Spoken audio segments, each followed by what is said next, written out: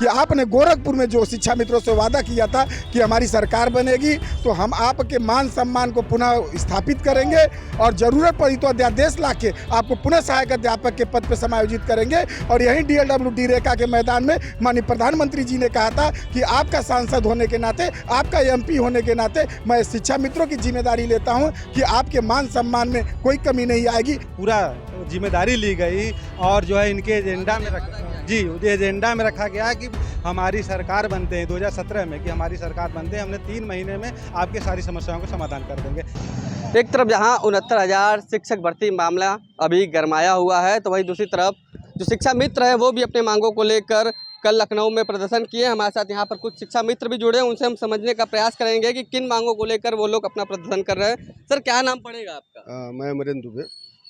क्या कहेंगे, आप लोग कल लखनऊ में भी प्रदर्शन वगैरह किए, क्या कुछ मांगे हैं आप लोग की, क्या कुछ चाह रहे हैं आप लोग? चाहना बहुत कुछ नहीं है। इस विभाग में काम करते 24 साल हो गए और इन 24 सालों में ये शिक्षा देने का काम कोई व्यावसायिक नहीं है और जो शिक्षा देता है मुझे लगता है कि इस पूरे ब्रह्मांड में उससे बड़ा काम कोई और नहीं कर सकता। तो ये सरकार की जिम्मेदारी है कि उसकी व्यवस्थाओं का ख्याल रखे और जब मामला रोजी रोटी से जुड़ा हो, उसके पेट से जुड़ा हो, तब यह अति आवश्यक हो जाता है। शिक्षा मित्र 24 साल से विद्यालयों में काम कर रहे हैं और मानदेय के रूप में 10,000 पा रहे हैं। यह दोहरी व्यवस्था बेसिक शिक्षा में चल रही है, विगत कई वर्षों से चल रही है। एक तरफ जहां अध्यापक 1 लाख रुपया उसी काम का पा रहा है, वहीं शिक्षा मित्र वही काम का, बल्कि यह कहें कि उससे ज़्यादा काम का 10,000 रुपया पा रहा है। यह सरकार को देखने और सोचने वाली बात है। अच्छा, कहा ये भी जा रहा है कि शिक्षा मित्र काम ही नहीं करते हैं, काम नहीं करेंगे तो पैसा कहाँ से? अब मैं तो ये कहूँगा कि आप मुख्यालय छोड़ें और ग्राउंड पर चलें मेरे साथ, और खुद चलें मेरे साथ, क्या विद्यालयों में खुद जाएं। आज भी अगर शिक्षा मित्र विद्यालयों में न रहें तो मुझे लगता है कि विद्यालय की व्यवस्था उस हिसाब से नहीं चल पाएगी जिस हिसाब से सरकार चलाना चाह रही है। शिक्षा मित्र ही विद्यालय को चला रहा है और यही ग्राउंड रियलिटी है। अच्छा, कल आप लोगों ने प्रदर्शन किया DG कंचन वर्मा जी के आवास के सामने, क्या कुछ है आप लोग की अब मांगे थी, क्या कुछ आश्वासन मिला? अब मांग ये है कि काम बराबर है तो माल भी बराबर होना चाहिए, जो मान है, जो सम्मान है, वह भी बराबर का होना चाहिए। हमारी नियुक्ति 2 साल 3 साल की नहीं है, जीवन का एक लंबी अवधि, जो युवा काल, जो हम कहीं और कुछ और अच्छा कर सकते थे इस विभाग के अलावा, और कहीं जाते तो इससे अच्छा कर सकते थे। हमने अपने पूरे जीवन का जो स्वर्णिम काल था वो काल हमने इस बेसिक शिक्षा विभाग को दिया है। और अब आज 90% शिक्षा मित्र 45 से 50 के बीच में हैं। इस अवस्था में वो कहीं जाने की स्थिति में भी नहीं है। कम से कम उनकी व्यवस्था आप ऐसी कर दीजिए कि उनके बच्चों की पढ़ाई लिखाई, माता पिता की दवाई और उनकी बच्चियों की शादी की व्यवस्था कम से कम हो जाए। इतना करिए, जो जेन्युइन चीज़ें हैं, जो आवश्यक चीज़ें हैं, हम उसी की बात कर रहे हैं। तो क्या नाम पड़ेगा आपका? मेरा नाम प्रमोद कुमार सिंह। प्रमोद जी, क्या लगता है, मान सम्मान बराबर नहीं मिल रहा है क्या? मान सम्मान बराबर मिलता तब हम आंदोलन क्यों करते? हम DG साहब के ऑफिस निदेशालय निषादगंज क्यों जाते घेराव करने के लिए? कल आदर्श शिक्षा मित्र वेलफेयर एसोसिएशन के प्रांतीय नेतृत्व ने निदेशालय का घेराव किया था, जहां पे बड़ी संख्या में शिक्षा मित्रों ने सहभागिता निभाई और हमारे आंदोलन में माननीय दिनेश शर्मा जी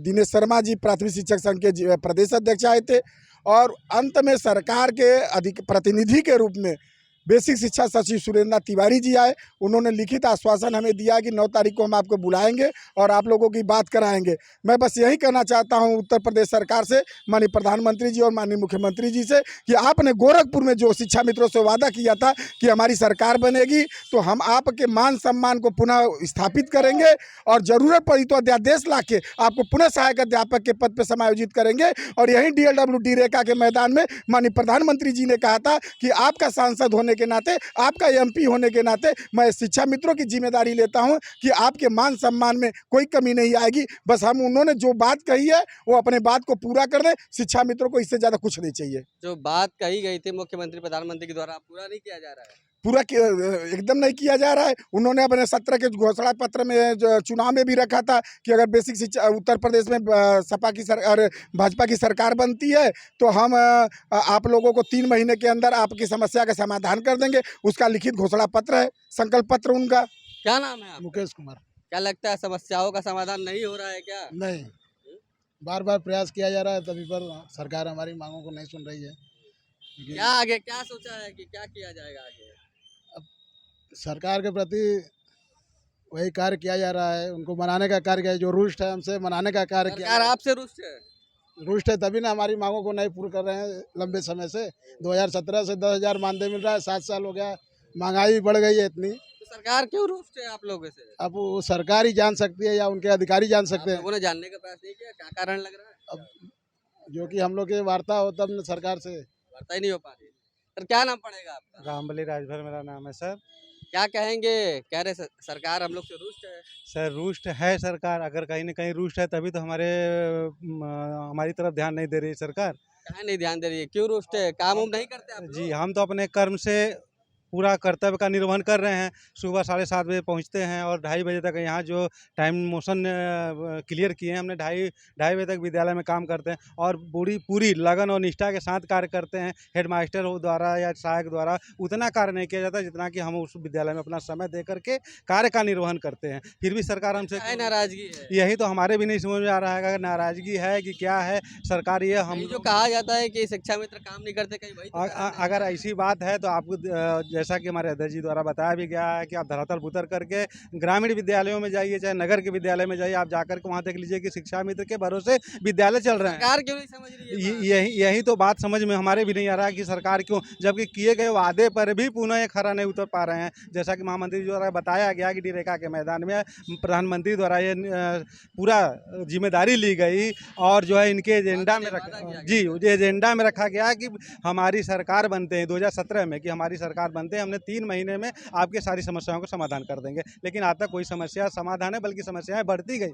10,000 से अगर मानदेय हमारी बढ़ा होता तो कुछ समस्याएं हमारी हो सकता है कि कुछ कम हुई होती, लेकिन उससे भी कहीं ज़्यादा हमारे सामने समस्या आती है। हम लोगों के बच्चे इस समय सर MA BA कर रहे हैं, बच्चे लड़कियां जो है शादियां के कगार पे हो गई हैं। हम किस स्थिति में झेल रहे हैं, कैसी परिस्थितियां हमारे सामने है, ये हम ही जानते हैं। क्या कुछ चाह रहे हैं? हम लोग यही चाह रहे हैं कि हमारे जो है जैसा कुछ है कि हम लोगों को एक समान कार्य का समान वेतन सम्मानजनक मिले और हम लोगों को सुविधाएं मिले, जैसे मेडिकल हो और हम लोगों को CL शिक्षकों को मिलता है? पूरा मिलता है शिक्षकों को। हम लोगों का अगर वेतन जी अगर पूरा वेतन नहीं देना चाहती सरकार तो हम लोगों को समान कार्य का समान वेतन दे दे और ये अस्थायी शिक्षकों की तरह जो है हम लोगों को CL चिकित्सीय अवकाश EL ये सब सारी सुविधाएँ दे दे। हम लोग और क्या चाहेंगे। 12 साल 10 साल बच्चा है मेरा।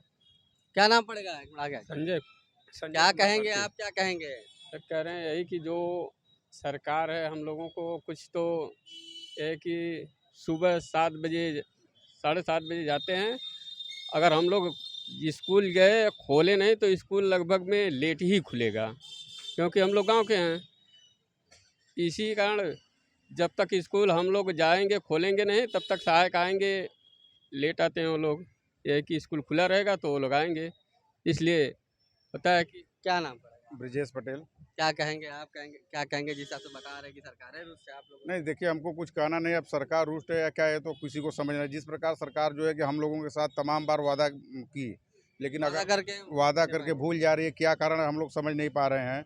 जब हमसे पूरी काम ली जा रही है तो जीविकोपार्जन के लिए एक सम्मानजनक मानदेय तो हमको देना ही चाहिए, जिससे कि हम लोग भी अपना सुचारू रूप से जीविकोपार्जन कर सकें। 17 में आप लोग से बता रहे वादा किया गया था, एक चुनाव बीत गया, दूसरा चुनाव भी आ गया, वो भी जीत गए, उसके बावजूद अभी तक आप लोग क्या? अभी तक अनदेखी, पूरी तरह से अनदेखी हो रही है। जब हम लोग बार बार प्रयास करके सरकार के तरफ अपना ध्यान आकर्षित करना चाहते हैं, लेकिन सरकार ना जाने क्यों हम लोगों से खपाए, कुछ समझ में आ रही है। तीसरा विधानसभा भी चुनाव होने वाला है 27 जी आने वाला है। हम लोग सरकार की जिस तरह से मदद की, अगर हम लोगों के साथ अगर अच्छी व्यवस्था हो जाती है तो भरपूर मदद की जाएगी।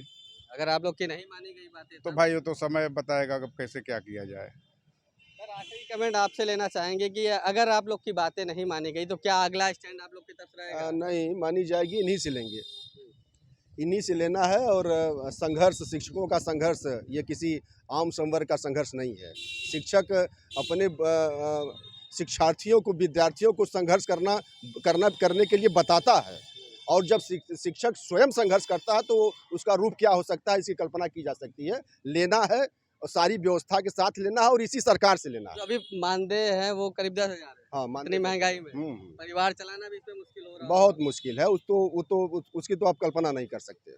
वो तो कल्पना के परे है। वो कैसे चल रहा है वो केवल वो शिक्षा मित्र जान रहा है, उसका परिवार जान रहा है। उसकी कल्पना नहीं की जा सकती। लगभग कितना मांग आप लोग कर रहे हैं कि कितना कम से कम होना चाहिए? अस्थायी व्यवस्था न हो जाए तो कम से कम 30,000 रुपये मानदेय आज की स्थिति में महंगाई को देखते हुए कम से कम शिक्षा मित्रों का होना चाहिए, ताकि उनका जो दैनिक उनकी दिनचर्या है, दैनिक उनके जो खर्चे हैं वह कम से कम मीट आउट हो जाए। उसके अलावा और कुछ और जो शिक्षकों को आर्थिक व्यवस्था वो सबसे सर्वोपरि है। पहले जो शिक्षकों को जो हाँ सुविधाएं वो चीज़ें तो देख ली जाएंगी, लेकिन सबसे पहले आज की तिथि में यह जरूरी है कि कम से कम इतना मानदेय सबको हो जाए कि वो अपने घर परिवार को कायदे से चला सके, आवश्यकताओं की पूर्ति कर सके। बिल्कुल, देखिए तमाम जो शिक्षा मित्र थे वो हमारे साथ इस समय मौजूद हैं और उनसे हमारी बातचीत हुई। उनका ये कहना है कि जो अस्थायी शिक्षक है उनके बराबर उनके सम्मानजनक कम से कम हम लोग का भी वेतन मानदेय मिलना चाहिए, ताकि हम लोग अपना परिवार चलाने में जो समस्याएं हैं, दिक्कतें, उसका सामना ना करना पड़े। यूपी के लिए वाराणसी से सत्यन कुमार नंदा। यूपी की हर खबर देखने और उनसे अपडेट रहने के लिए हमारे चैनल श्रेष्ठ यूपी को सब्सक्राइब और लाइक करें। साथ ही बेल आइकन को दबाना ना भूलें, जिससे हमारे हर वीडियो की जानकारी आप तक पहुंचती रहे।